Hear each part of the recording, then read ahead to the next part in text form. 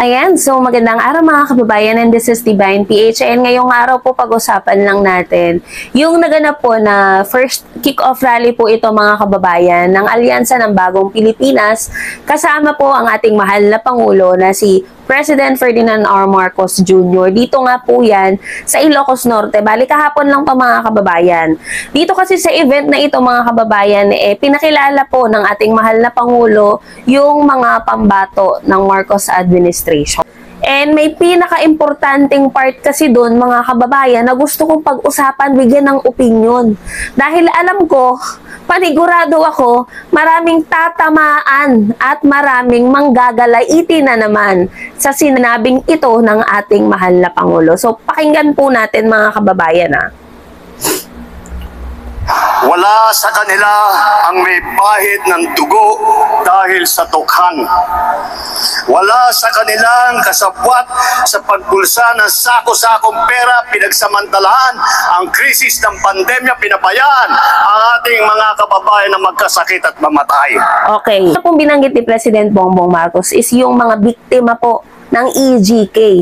Which is, hanggang ngayon mga kababayan, hindi pa rin nabibigyan ng hustisya. Bakit ko nasabi? Kasi panigurado may magsasabi na naman dyan, pinagtatanggol ko yung adik, yung mga gumagamit, whatsoever, no? Mga kababayan, nung panahon po noon, may mga nadamay na inosenteng tao. How sure you are 100% na yung lahat ng mga nabiktima ng EGK noon that time, guilty. Nyo sa akin na 100% sigurado kayo lahat ng yan positibo. 'Di ba doon pa lang mga kababayan? Hindi ko nakakalimutan yung sinabi ni dating Pangulong Duterte sa interview niya. Sabi niya doon, marami daw siyang kilalang mga nasa pwesto. Specifically yung sinabi niya sa interview, mayor. Bakit maliliit na tao lamang po? Bakit hindi nyo sinampulan dun sa mga nakaupo? Tapos ngayon sinisiraan nyo si President Bongbong Marcos na siya yung vangag. Naglolokohan lang ata tayo dito, no? Pangalawang binanggit po ni PBBM yung nangyari sa pandemic. Which is, alam ko, hindi naman biro yung pandemic kasi hindi lang sa Pilipinas Pagka sa buong mundo yan. Pero marami pong anomalya noong pandemic. At hindi ko na kailangang isa-isahin dahil alam kong alam nyo. Hindi naman siguro kayo syunga-syunga para hindi mag-research, mag-fact check. Diba? Tuloy po natin.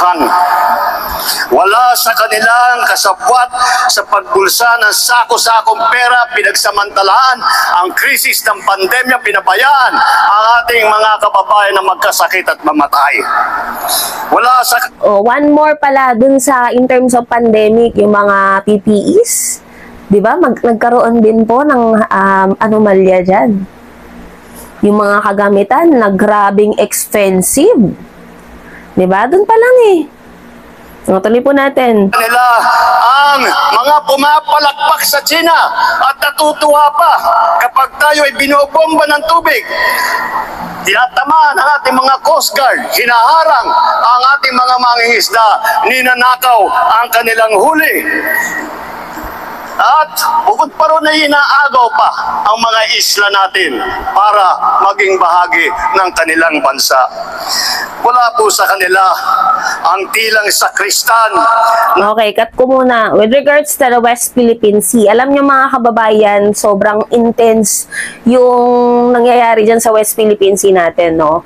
Maraming mga kababayan ang naapektuhan, mga fishermen, and even our Coast Guard, na tinatawanan po at pinapalakpakan pa ng mga nasa kabilang kampo.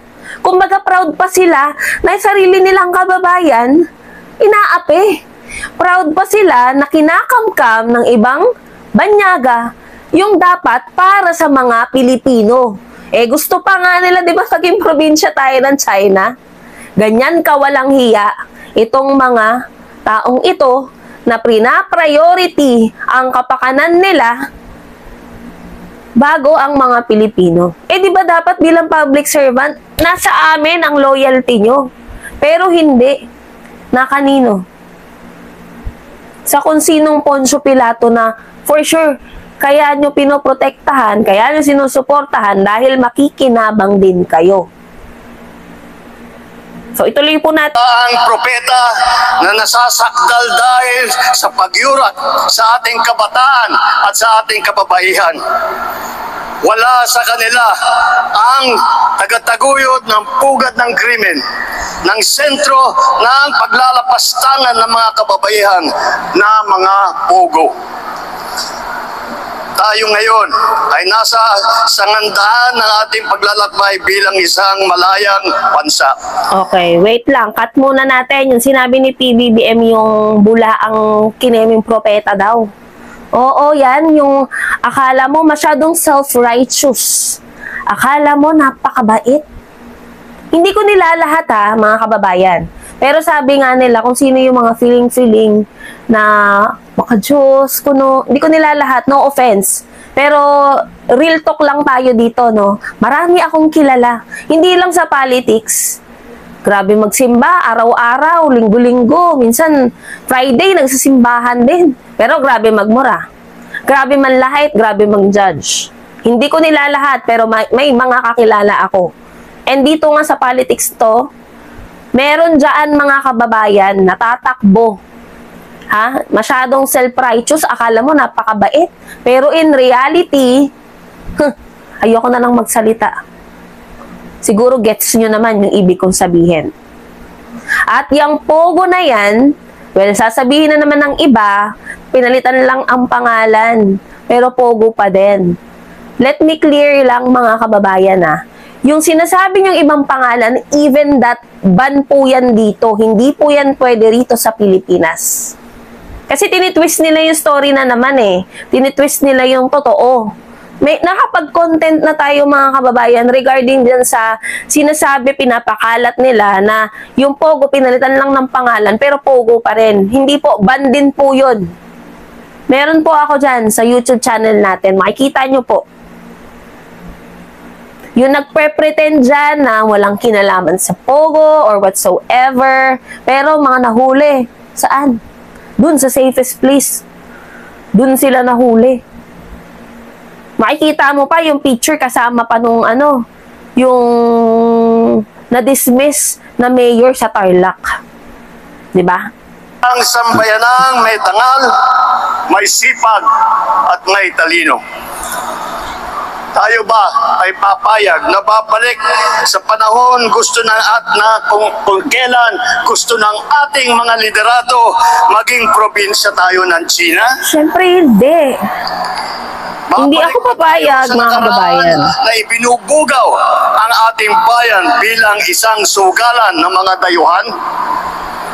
Nais pa natin bumalik sa landas na umaapaw sa dugo ng mga inosenteng mga bata na inagaw sa kanilang mga anak, mga ina, kinuha sa kanilang mga tahanan at inagaw ang kanilang kinabukasan.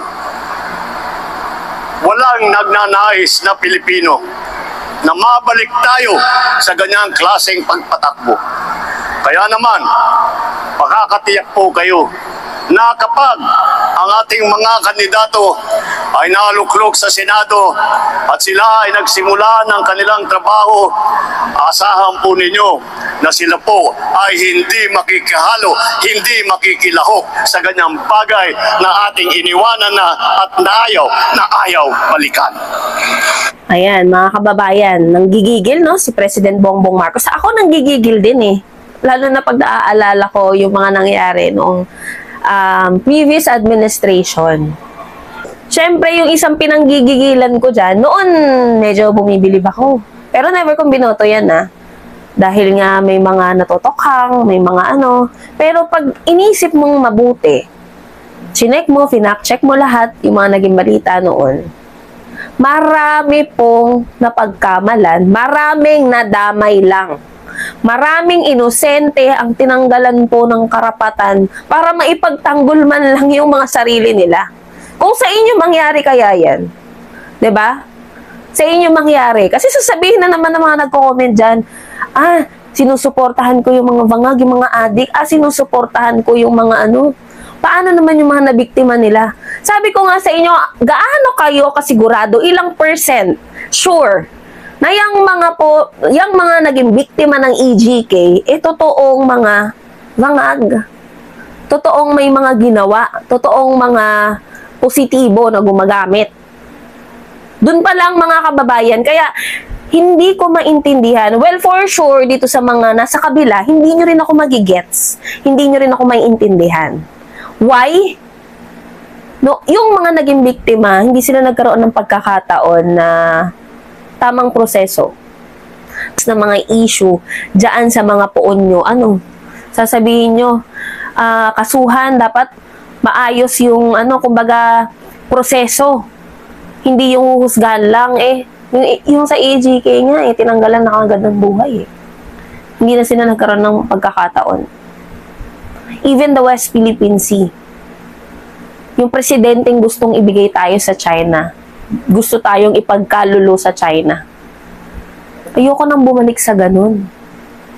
Ayaw ko na ng ganong pamumuno. Giging matapang na yon nung nakaraang administrasyon. Para sa Pilipino lang yun Kasi sa China tumitiklop 'Di ba? Grabing tapang mo sa kapwa mo Pilipino, pero sa banyaga na gustong sakupin ang Pilipinas, gustong angkinin ang Pilipinas, gustong angkinin na ang pagmamayari ng mga Pilipino, gustong gawing probinsya ang Pilipinas. Napakabait mo, para kang tuta na umaamo. Kaya naman mga kababayan, intindihin nyo maigi yung pinupunto dito ng ating mahal na Pangulo. Dahil ako ayoko na rin bumalik sa ganong pamumuno, yung ganong leader. Kawawa lang po ang Pilipino. Pilipino ang kawawa. Tapos yung ibang lahi, masaya pa. Happy-happy lang, syempre. So yun mga kababayan, i-share natin ang video na ito para naman mas maraming kababayan natin, ang mag-isip-isip, matauhan sa kung anong totoong nangyayari sa ating bansa. At sa mga magki-question na naman dyan, with regards po sa budget, confidential funds ng OP, mga kababayan, sabi ko nga sa inyo, kaya nagkakaroon ng budget hearing, chine-check po ng COA yan. Chine-check po ng mga mambabatas yan. Kailangan nilang mag-comply ng mga kailangang dokumento. And ang OP ay kompleto, nakabookbind pa. Compare mo sa OVP at nung nasa DepEd pa si Sara. So yun lang mga kababayan. Maraming salamat po.